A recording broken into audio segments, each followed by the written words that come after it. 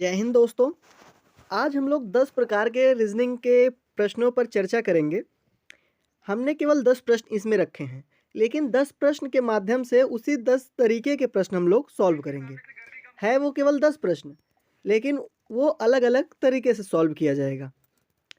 चलिए हम लोग शुरू करते हैं। आई होप थोड़ा ये वीडियो लंबा होगा, लेकिन कोशिश करिएगा आप इसे पूरा ध्यान से देख लें, क्योंकि ये प्रश्न मत देखें आप कि ये कितने हैं।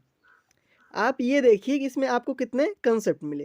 रीज़न है कि प्रश्न जो सॉल्व कराए जा रहे हैं कि शायद ही वो आपके प्रश्न पत्र में कोई भी करा रहा हो तो भीड़ है। चलिए हम लोग सॉल्व करते हैं।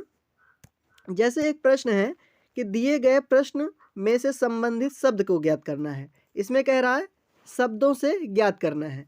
अगर मैं बता दूं इसमें कि अगर संबंध के बारे में बात करेगा कभी भी एग्जाम पेपर में किसी भी प्रश्न पे, तो आप सीधा जान लीजिएगा कि वो हमेशा किसी न किसी प्रकार से संबंध बनाएगा।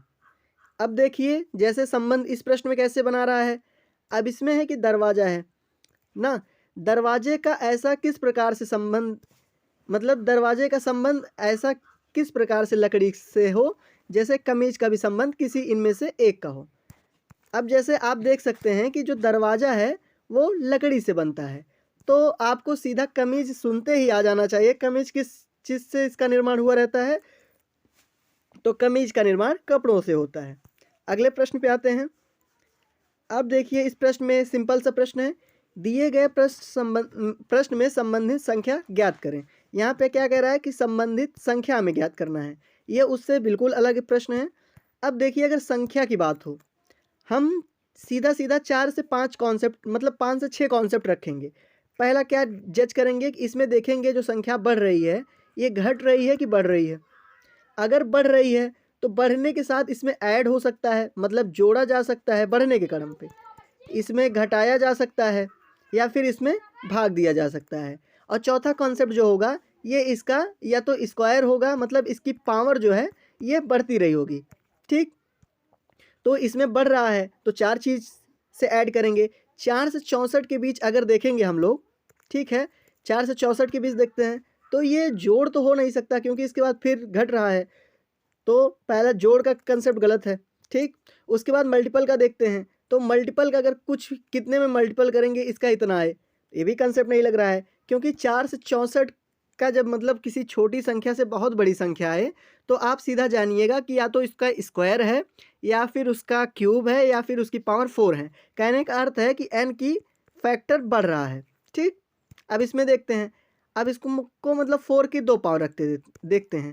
4 4 जा 16 होता है, मतलब कह सकते हैं कि स्क्वायर नहीं है। ठीक, अब अगला कंसेप्ट क्या है, इसका क्यूब करके देखते हैं। 4 4 इंटू 4। ठीक, जब इसका क्यूब कर रहे हैं 4 4 जा 16, 16 4 जा 64, मतलब हम इसको कह सकते हैं कि ये इसका क्यूब है। ठीक, वैसे 6 का सामने क्यूब देखते हैं क्या हो सकता है, तो 6 इंटू 6 इंटू 6 करेंगे। 6 इंटू 6 कितना आ जाएगा 36। ठीक, अब 36 फिर इंटू 6 करेंगे। ठीक है, जब 36 इंटू 6 कर रहे हैं तो मतलब जाहिर सी बात इसके नीचे 6 आ रहा है, तो इससे कह सकते हैं कि ऑप्शन नंबर बी जो है वो पहले गलत हो गया। ठीक, इसको बाहर करें इसमें से, ये गलत है। बचा ए बी सी जिसमें 6 आ रहा है, तो 6 18 होता है। 18 में 3 प्लस करेंगे कितना आएगा 21। इसका जो सही आंसर हो जाएगा वो ऑप्शन नंबर सी सही है। अगले प्रश्न पे आते हैं। अब देखिए अगर आपसे किसी भी प्रश्न में लुप्त संख्या ज्ञात करने को कह रहा है, जो थर्ड टाइप का प्रश्न है हमारा, इसमें लुप्त संख्या के बारे में जिक्रण है। अगर आपसे कह रहा है कि लुप्त संख्या किसी भी संख्या को ज्ञात कीजिए, तो आपका दिमाग सीधा जाना चाहिए, या तो ये लेफ्ट से राइट होगा या तो ऊपर से नीचे होगा। ठीक, किस प्रकार का संबंध इसमें होगा। अगर लेफ्ट टू राइट का संबंध बन रहा है तो ऐसे सॉल्व करेंगे, नहीं तो नीचे को सॉल्व करेंगे। ठीक, अब लेफ्ट से राइट का हम लोग पहले देख लेते हैं। 24 के बाद 25 आ रहा है, इतना तो आपको समझ में आ रहा हो कि 24 के बाद 25 1 प्लस हो रहा है, लेकिन 18 के बाद 12 ये गड़बड़ हो जा रहा है। तो मतलब दूसरा जैसे जज करेंगे आपको समझ में आ जाएगा कि ये किस प्रकार हो रहा है। ठीक, अब नीचे ऊपर से नीचे की तरफ देखते हैं। ऊपर की से नीचे की तरफ जब आप आओगे देखोगे 24 के बाद 18 ये भी घट रहा है, 25 के बाद 12 ये भी घट रहा है, मतलब सब तीनों में एक जैसा ही है। और उसके बाद इसमें प्लस हो रहा है, इसमें प्लस हो रहा है, इसमें प्लस हो रहा है। ठीक, अब संबंध के बारे में देखते हैं, संबंध कैसे बन रहे हैं। अब इसमें देखिए 24 है, आप इतना समझ में आ रहा होगा। 24 से क्या ऐसे कर रहे हैं कि मतलब 11 मिले हमें। अब 24 से 18 को माइनस करिए आप। ठीक, 24 में से 18 माइनस करेंगे कितना आ रहा है। हम पहले एक को चेक करते हैं, जैसे एक होगा वैसे बाकी 3 भी हो जाएंगे। ठीक, जब एक को चेक करेंगे 24 में से 18 माइनस करेंगे कितना आएगा, 6 मिलेगा। अब देखिए तीसरा नंबर है, अब इस 5 है, 5 में अगर हम माइनस कर रहे हैं तो 1 आ जा रहा है, यहाँ पे 1 तो है नहीं, इसीलिए इसको भी हम प्लस करेंगे जो 5 है। तो 5 और 6 प्लस करने पे ये हमें मिल रहा है। तो हम कह सकते हैं कि जो पहली और दूसरी रैंक है उन दोनों को आपस में माइनस करते हैं, इसको ए मान लेते हैं, इसको बी, इसको सी। ठीक, इसको सी। अब मतलब जो फोर्थ खाना है इसको मतलब थर्ड है, इसको हम लोग सी मानते हैं, इसको भी मानते हैं। A minus B plus C equal to हमें यहाँ जो मिल रहा है वो मिल रहा है। अब दूसरे वाले में चेक करते हैं, दूसरे में से आएंगे तो 25 में से 12 माइनस करिए आप, तो कितने बच रहे हैं। 25 में से अगर 12 माइनस करोगे तो आपको 13 मिलेगा, और 13 में 3 प्लस करोगे तो 16। मतलब ऐसे ही ये प्रोसेस सही है, कह सकते हैं सही है।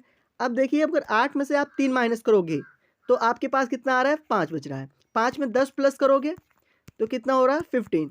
अब देखते हैं हमारे ऑप्शन में 15 कहाँ पे है, तो 15 ऑप्शन सी पे है, कह सकते हैं कि ऑप्शन नंबर सी इसका करेक्ट आंसर हो जाएगा। अगले प्रश्न पे आते हैं। अब देखिए अगले तरह का प्रश्न है, हम आपको रिपीटेड क्वेश्चन नहीं करा रहे हैं, इस बात का ध्यान रखिएगा। रिपीटेड क्वेश्चन में क्या होता है कि एक ही तरह का प्रश्न कराने से कोई मतलब नहीं है, आप 10 ही प्रश्न सॉल्व करें लेकिन 10 तरीके से आपको आना चाहिए। अब इस प्रश्न पे आते हैं। ये प्रश्न कह रहा है कि वह आरेख चुनिए, मतलब आपको एक वेन डायग्राम चुनना है जो वर्गों के बीच मतलब उसका संबंध सही तरह से दर्शाता हो। आप सबसे पहले प्रश्न को देख सकते हैं। प्रश्न में है क्या है, सोना है, कार्बन है, धातु है। ठीक, सोना है, कार्बन है, धातु है। अब आप इनमें संबंध सोचिए, क्या संबंध हो सकता है। तो आपके दिमाग में तुरंत आएगा जो सोना है वो मेटल है, मतलब वो धातु है, और ये जो कार्बन है ये नॉन मेटल है। ठीक, अब सोने की धातु के अंदर तो सोना आता है, तो हम लोग एक डायग्राम धातु के लिए बना लें, तो ये धातु का डायग्राम है।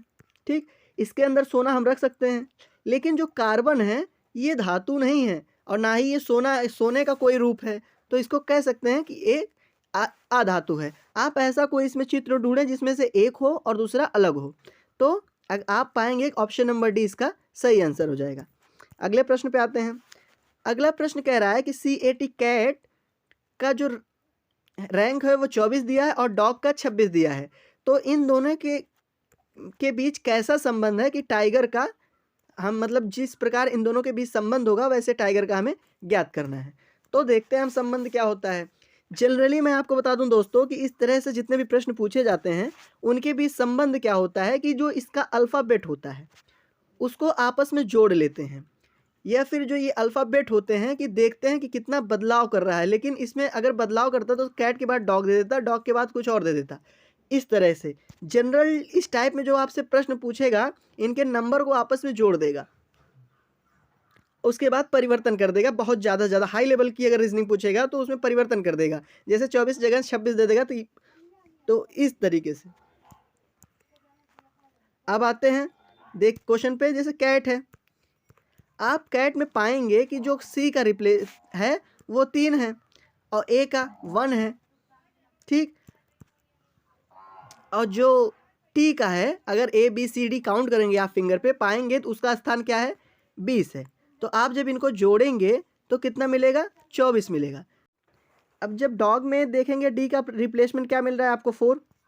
ठीक, ओ का जब देखेंगे ओ का कितना मिलेगा आपको, तो ओ का 15 मिलेगा, और जी का कितना मिल रहा है, तो जी का 7 मिल रहा है।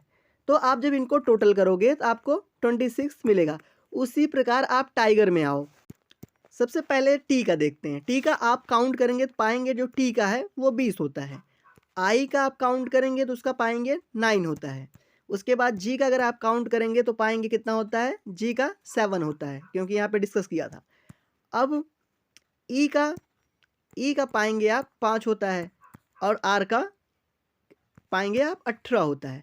तो इनको जब आप जोड़ें 20 9 29 7 36 5 41 18 59, तो जो टोटल होता है वो 59 होता है।